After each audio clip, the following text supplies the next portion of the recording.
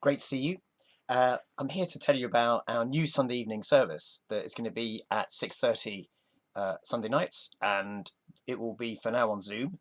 But we want to have a very sort of live feel service, so all components will be live rather than pre-recorded.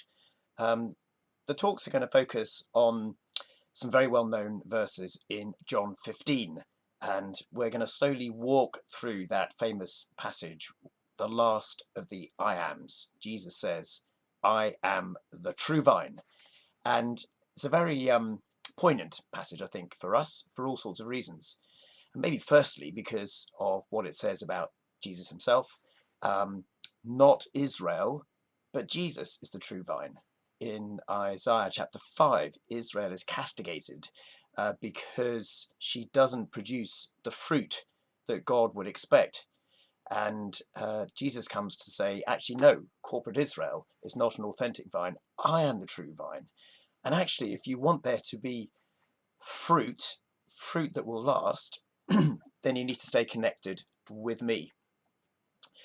Several decades ago, in fact, while I was training for ordination in the Church of England, I was very kindly sent a ticket to go to Israel. And wandering around Jerusalem, even today, you can see these ancient vines. They're not the flimsy things that I seem to grow in my back garden that produce very little in the way of grapes.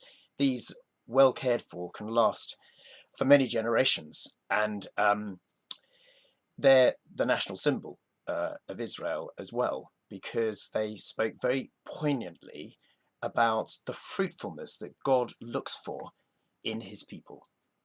The only way that that fruitfulness will come about is if we, as the branches, stay connected to Jesus the vine, and the Father does his work of pruning the branches.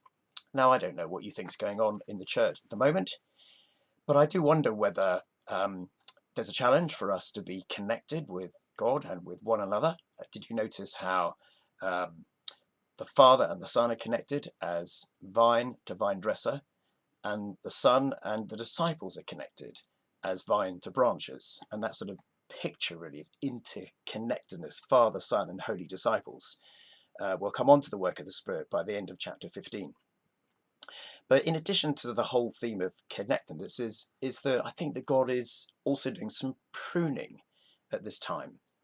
You know, any pastor at the moment is anxious about what church will look like when we do return to gathering together.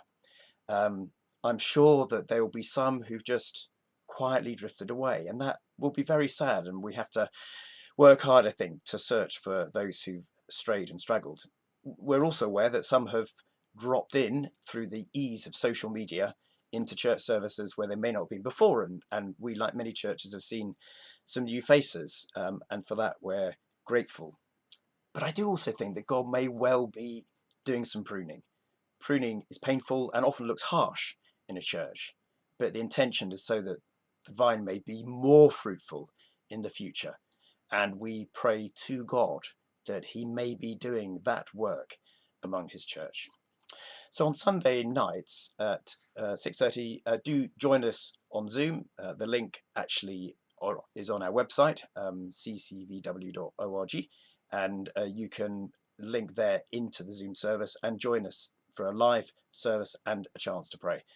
The little short talks will be uploaded just as MP3s onto the website as well. So I hope that you can spend a bit of time during Lent just meditating on this great picture: Jesus the vine, us the branches, the Father doing his work of making sure that the vine is healthy and that there is fruit. And we'd love to have you join us if you're able to do so. God bless you.